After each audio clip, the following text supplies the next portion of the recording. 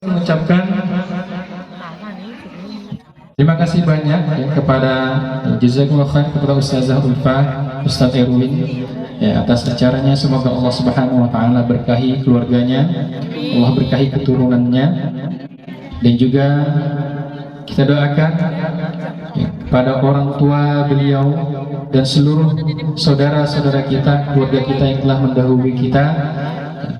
Untuk orang tua almarhum almarhumah Haji Didi Subandri dan Ustazah Hajah Umrah, semoga Allah Subhanahu wa taala berkahi mereka semua, Allah ampuni dosa-dosanya, dan juga semoga anak-anaknya Allah jadikan anak-anak yang qurrata a'yun muttaqina imama, karena nggak ada nikmat ya, salah satu nikmat yang besar ialah mendapatkan keturunan yang soleh solehah, ibu-ibu sekalian.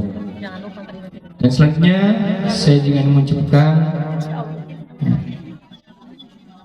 terima kasih banyak atas kehadirannya orang tua kami ya, Ibunda Hadiah Masifah, Mak Yoyo, orang tua saya Mima Mas, Ustazah Nunung, orang tua saya Ibunda Hajah Nurdina Sucipto, dan juga orang tua saya Ibunda Hajah Nurmila beserta seluruh jemaah yang hadir di sini.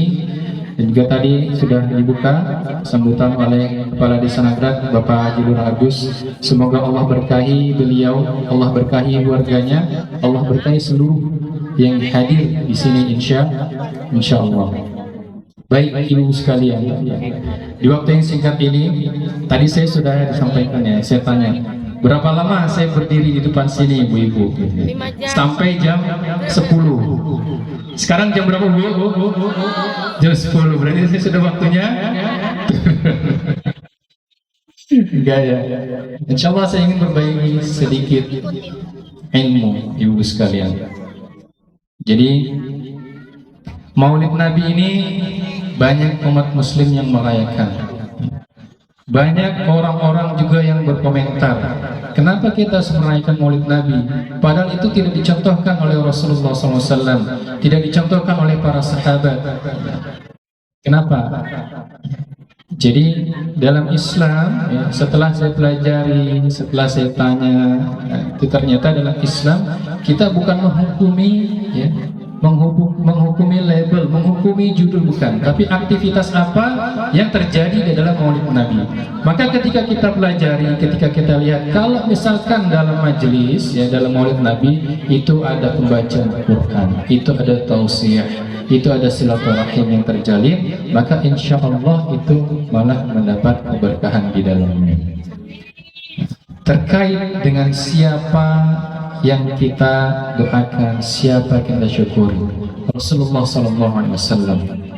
Maka ketika kita mengaku sebagai beliau bersanding, ya, setelah kita bersaksi bahwa Allah adalah Rabb dan Rasulullah adalah utusannya, maka kita sebagai umat harus meneladani, harus mengaplikasikan, harus menjalankan apa yang sudah kita ucapkan. Kita sudah bersaksi bahwa Allah adalah Rabb kita. Kita sudah bersaksi bahwa Rasul adalah Nabi kita. Rasul adalah pemimpin kita. Maka konsekuensinya, maka kalau kita sudah bersaksi demikian, setiap yang Rasul bawa, setiap yang Rasul ajarkan, setiap yang Rasul teladani, maka itu harus kita kerjakan. Dan Rasul adalah sebaik-baik teladan. Dalam Quran surah Al-Insyirah ayat 4, A'udzubillahi minasyaitonirrajim wa rafa'na laka dzikrak. Maka di situ Allah menyebutkan Rasul telah dengan namamu atasmu. Maknanya apa? Tidak ada satu pun manusia di bumi ini yang namanya lebih mulia, yang kedudukannya lebih mulia daripada Rasulullah SAW. Dalam kalimat syahadat tadi, dalam setiap asyhadu anna Muhammadar Rasulullah, maka tidak ada satupun manusia di dunia ini, dan Rasul adalah sebaik-baik teladan. Ayat ini sering diulang-ulang dalam Quran surah Al-Ahzab ayat 21. Gimana bunyi ayat ini, Bu? Laqad kana lakum fi Rasulillah. Masya Allah. Ya tadi dibacakan itu sama Ustaz Fadhil. Ya. A'udzubillahi minasyaitonirrajim. laqad kana lakum fi Rasulillahi uswatun hasanah. Bahwa Rasulullah SAW adalah sebaik-baik teladan untuk manusia. Teladan dalam hal apa? Seluruh aspek. Rasul sebagai pemimpin kaumnya, Rasul sebagai suami, Rasul sebagai ayah, Rasul sebagai kakek, dan Rasul sebagai pemimpin negara, Rasul sebagai pemimpin manusia. Maka Rasul adalah manusia yang paling berhak, Allah bilang, untuk diteladani. Jadi kita nggak boleh setengah-setengah, maka kita harus total dalam mencontoh Rasulullah SAW. Tapi gimana kalau kita nggak kenal Rasulullah, mencontoh beliau? Jangan kita disibukkan ya, dengan hal-hal ya, yang kita tahu itu manfaatnya nggak ada. Gimana caranya kita membuktikan kecintaan kita kepada Rasul sementara kita nggak pernah berusaha mengenal beliau, sementara kita nggak tahu. Jangan cuma sibuk mempelajari bagaimana Rasul beribadah, karena nggak semua itu. Rasul ahlinya ibadah, Rasul terbaik-baiknya suami, Rasul sebaik-baiknya ayah ya. Jangan sampai kita hanya mencontoh dalam hal-hal ibadah, sholat, zakat, puasa, haji, ya, umrah. Jangan cuma di situ. Karena para sahabat mencontoh itu total, Bu. 100%. Bahkan Rasulullah SAW pernah menegur sahabat, yaitu Umar bin Khattab. Jadi sahabat Umar itu menyampaikan kepada Rasulullah, ya Rasul, tidak ada satu pun manusia yang lebih aku cintai daripada engkau setelah diriku. Rasul lalu menjawab, lah, tidak Umar, bukan begitu.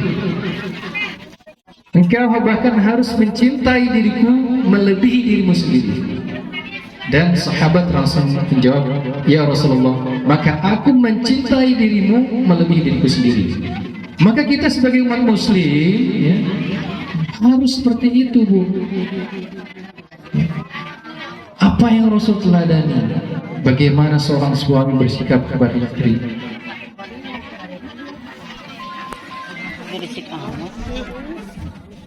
Kalau udah bicara itu saya merasa banyak sekali. Sebenarnya kalau bicara di depan itu, Bu, nasihat ini sebenarnya bukan buat ibu-ibu. Ya. Nasihat itu paling dekat adalah buat saya sendiri, buat yang menyampaikan. Mohon doa dari ibu sekalian ya, untuk saya, dan saya juga doakan untuk ibu semua ya. Semoga para suami, para anak laki-laki ya, ibu-ibu semua yang hadir di sini, Allah jadikan pemimpin hebat sebagaimana Rasulullah SAW memimpin keluarganya, memimpin umatnya ya. Jadi ibu sekalian, gimana caranya kita membuktikan cinta kita kepada Rasul? Buktinya apa? Ya. Apa, Bu, buktinya, Bu? Salawat. Ada lagi? Apa bukti cinta kepada Rasul? Udah salawat aja. Ayo, yang biasa hadir suka saya tanya. Selain salawat, apa? Oke. Jadi Ibu, sebenarnya mudah sekali ya, kalau kita mau tahu gimana kita membuktikan cinta kita kepada Rasulullah SAW. Ada istilahnya, tak kenal maka sayang, tak kenal maka sayang, ta'aruf ya, tak kenal ta'aruf. Jadi gimana kita mau cinta kepada Rasul kalau kita sendiri nggak berusaha kenal? Bagaimana keseharian Rasulullah? Bagaimana keseharian beliau dalam mendidik keluarga, dalam bermuamalah, dalam menjadi pemimpin? Pemimpin tidak hanya dalam kaumnya, tapi seluruh umat muslim. Bagaimana beliau menerapkan aturan sesuai dengan perintah Allah Subhanahu wa Ta'ala. Jadi cerminan akhlak Rasul itu adalah Quran, Bu. Rasul memimpin dalam keluarga, Rasul menjadi ayah, Rasul menjadi kakek, Rasul menjadi katakan pemimpin.